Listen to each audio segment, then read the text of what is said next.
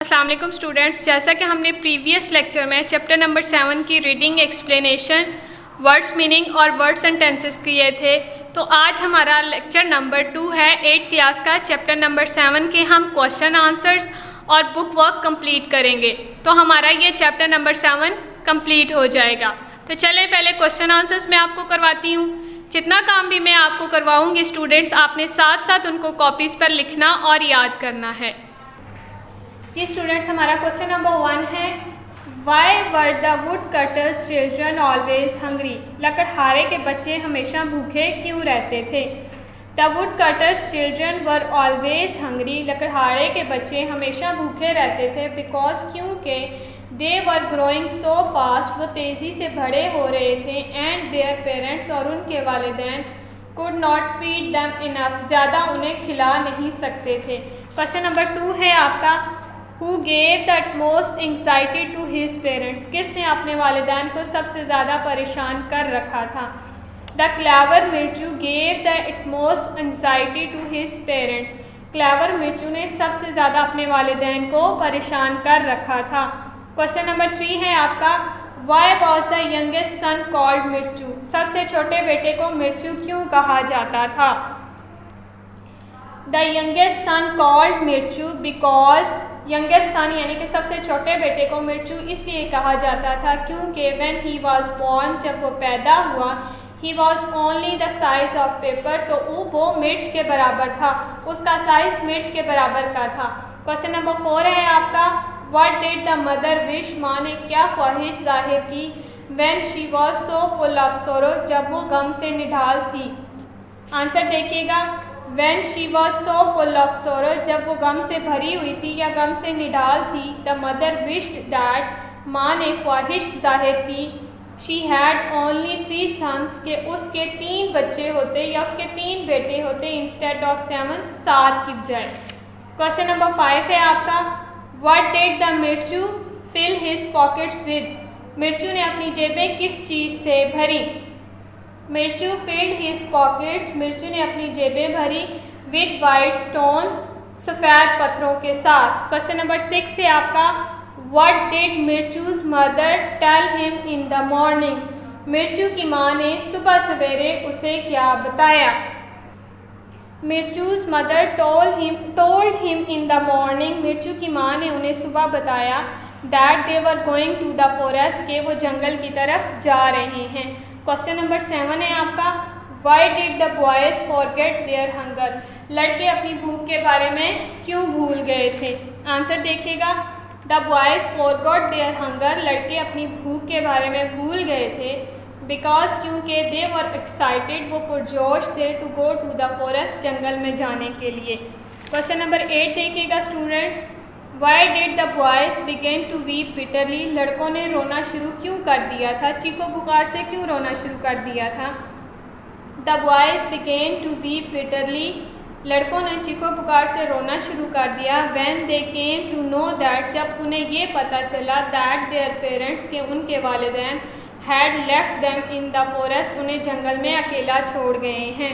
Question number 9 और last question है ये आपका, when did they have a feast in the would cutters cottage? उनके लकड़हारे की झोंपड़ी में किस रात शानदार दावत हुई?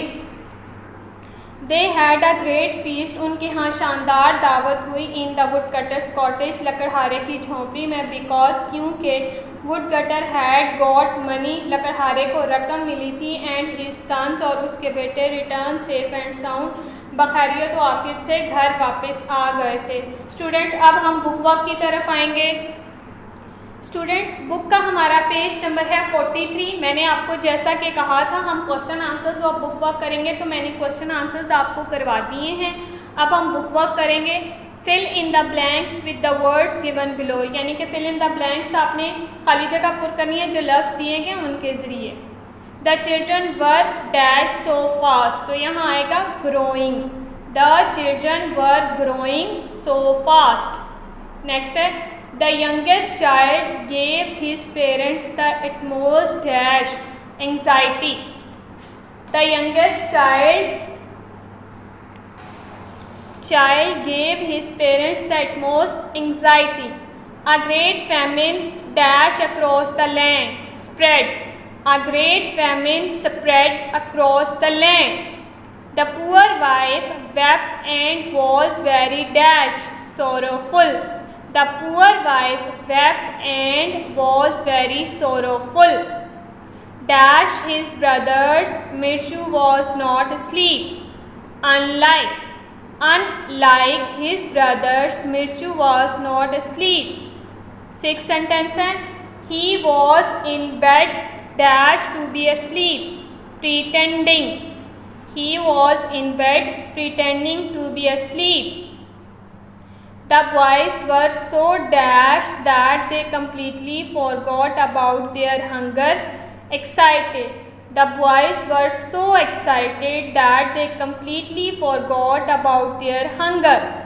The woodcutter dashed his wife, nodded. The woodcutter nodded his wife. Mirshu's brother dashed what he said, doubted. Mirshu's brother doubted what he said. Woodcutter's wife dashed her voice and began to sob. Remembered. Woodcutter's wife remembered her voice and began to sob. Exercise number C देखिएगा students. Read the following sentences and tick the correct answer. यानी कि आपने following sentences को read करना है और उसका right answer देना है आपने. The children were always hungry. Hungry means without food, without water, without money, without food. The youngest son gave the utmost anxiety to his parents. Anxiety here means joy, sadness, worry. Worry मैंने आपको ये words meaning में भी बताया था students. When he was born, Mirshu was the size of paper only. Size of a paper means very fat, very small, very big. The answer is very small. Some rich man will find them and look after them. Look after here means run after them, search for them, take care of them. तो right answer है take care of them. As soon as there was light, Mirshu creep out of the cottage. Creep out here means run out quickly, moved out quietly, jumped out loudly. Right answer है moved out quietly. Exercise number D देखिएगा students. For each word in a list A find a word of opposite meaning from the list B as shown in the example. यानी कि आपने ए list में से matching करनी है B list के साथ वर्ड और ऑपोजिट. फर्स्ट वर्ड है आपका वाइफ, तो इसका ऑपोजिट है हस्बैंड. पुअर, तो इसका आएगा rich. Poor, rich.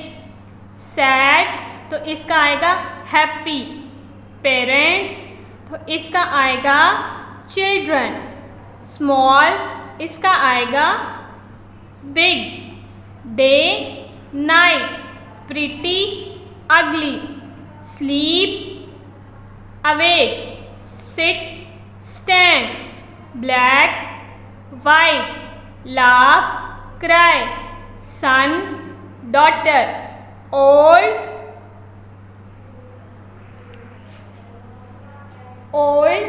young. Long, short. Thin, thick. अब मैं मैचिंग कर देती हूँ, आप भी साथ साथ मैचिंग कीजिए स्टूडेंट्स. Wife, husband. पुअर, ये आपका होगा रिच.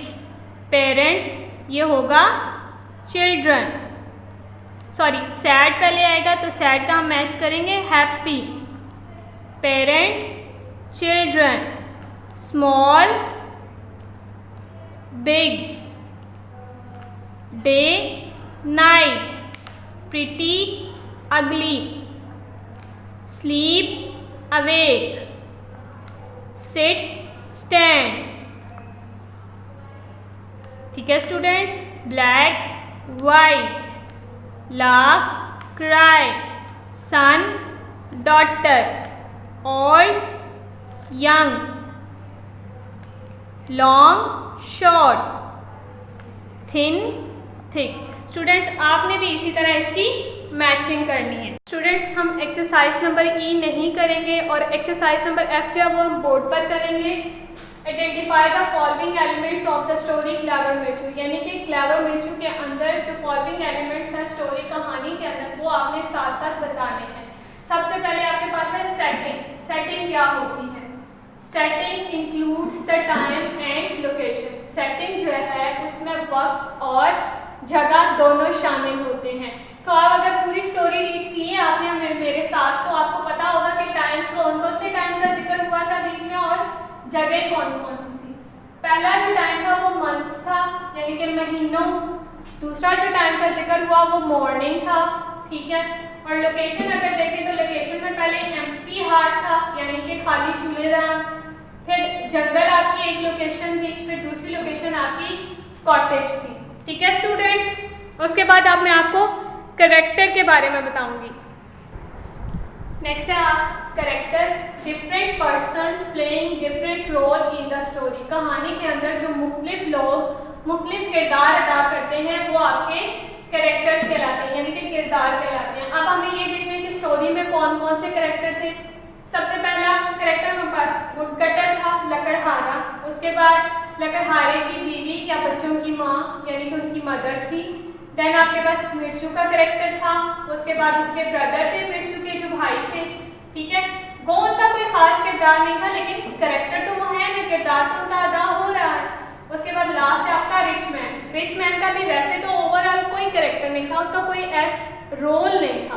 करेक्टर था, रोल नहीं था, उसका कोई रोल नहीं था कि वो आया गया, लेकिन वो स्टोरी के अंदर आपका करेक्टर तो मौजूद है। नेक्स्ट जो है वो हम प्लॉट अदा करेंगे, प्लॉट के बारे में मैं आपको बताऊंगी। थर्ड है आपके पास plot. Plot means different events in the story. Plot का मतलब है मुख्तलिफ तरह के जो इवेंट्स होते हैं कहानी के अंदर वो।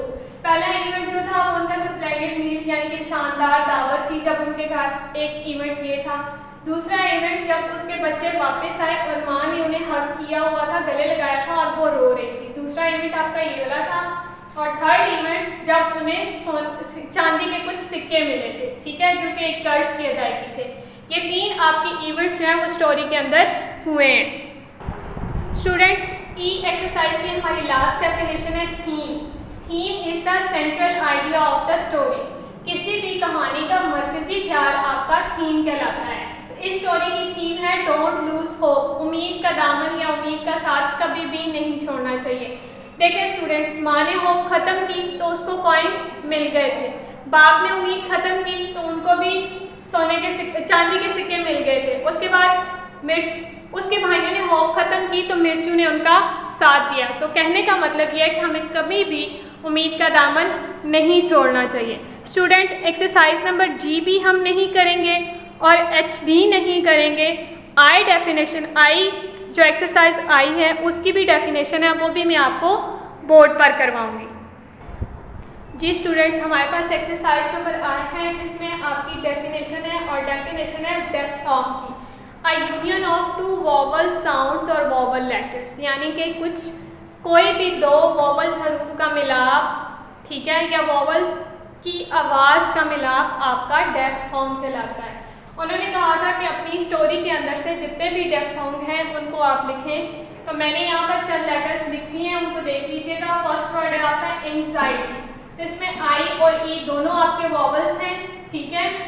फैमिन, तो आई और ई और ए तीनों वॉवल्स हैं लेकिन आई और ई दोनों साइलेंट हो रही है। हार्ट, ई और ए दोनों वॉवल्स हैं तो दोनों ही साइलेंट हो रहे हैं।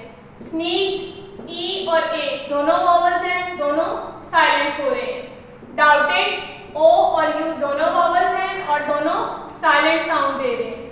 फीस्ट, ई और ए दोनों वॉवल्स हैं तो दोनों साइलेंट हैं। स्टूडेंट्स, ये आपने डेप्थॉन्ग की डेफिनेशन ज़रूर याद करनी है और बाकी डेफिनेशंस भी आपने याद करनी है और साथ साथ आपने इनकी एग्जांपल्स भी खुद से भी स्टोरी के अंदर से फाइंड आउट करके लिखनी है, ताकि आपकी सहूलत के लिए मैंने हर एक पॉइंट को इजी वे में बयान किया है। आपने उनको फाइंड आउट करके साथ साथ एग्जांपल्स को लिखना भी है। उम्मीद करती हूँ कि आपको आज का मेरा लेक्चर समझ आ गया होगा।